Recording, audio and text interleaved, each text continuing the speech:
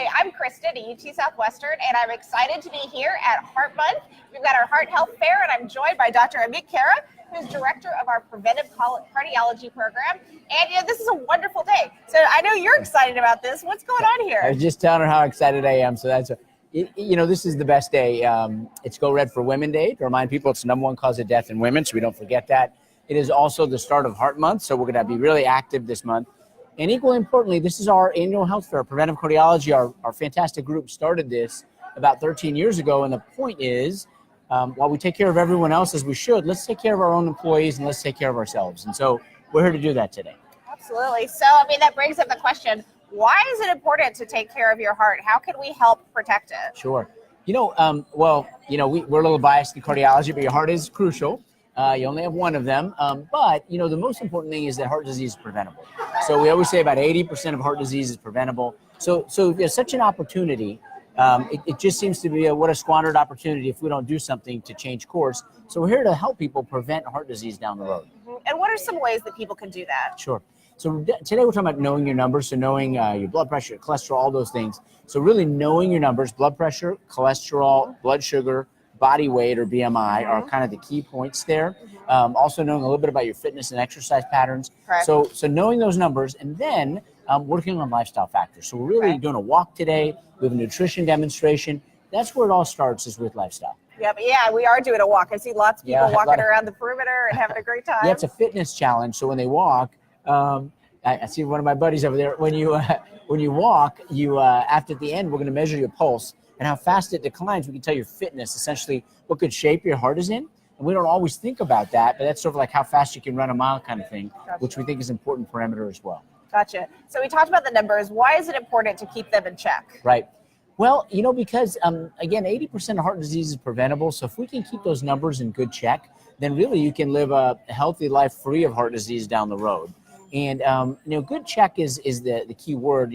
How much is good, what's normal, who needs a medicine, when is lifestyle okay? Those are the discussions you have with your doctor. Gotcha. But first step is knowing them, and then getting them in check is probably a combination of lifestyle first and then some people medicines. Okay, so is there a correlation between obesity and heart disease? There sure is. Obesity, one of the big things about obesity is just the sheer magnitude, meaning about 2/3 of people are overweight or obese, and so that's the key.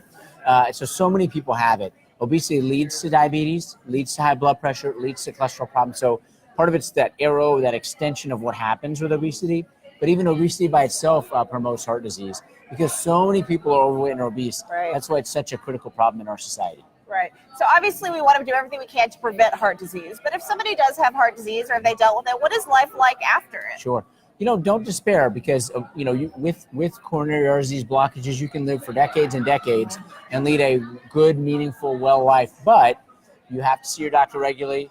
And those people, they have to take medicines. It's not either or, but there's a real opportunity with lifestyle too. So it's not just medicines or lifestyle, it's really both. So there's light at the end of the tunnel. Sure is. Okay, good to know. So a couple more questions. What are the challenges that you see as we talk about the future of heart health? What are some things that people need to watch out for? Right. I think on one hand, incredible technology and new tools that will be available. So if you already have heart disease, we're going to have many new ways to help take care of that. But on the prevention side, I think society is changing where it's easier to do the right thing, to take care of yourself, to eat better. We're learning a lot about genetics and novel testing to help pick needles out of a haystack who's at highest risk. Right. We have some new treatments as well to help prevent heart disease. So really on both ends of those spectrum, we have a lot of interesting things. So you just have to deal with the temptation and try to say no occasionally. Yes. They say no most of the time. Say yes occasionally. Yeah. Yes, temptation is the hard one. So, why is it important to talk about this? Why is it important for us as an institution to do this? Right. One is we people look to the medical school and say, look to us to lead both by example and by what we know and all the new knowledge that comes out. So by example, we have to take care of ourselves. We have to worry about our own health and know our own numbers. And we have to take care of our employees. It's really important. And at the same time, we have to make sure that we set a good example and share with people all the great research and things that we know in terms of novel ways to prevent heart disease. So we really have a mission and a responsibility. Yeah. All right. Well, I know you have to get back to your booth. I have to get back to my table. Go back That's over right. there. So I want to say thank you to everybody.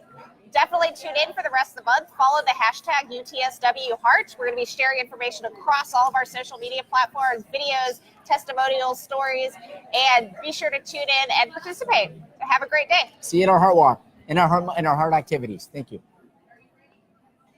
All right.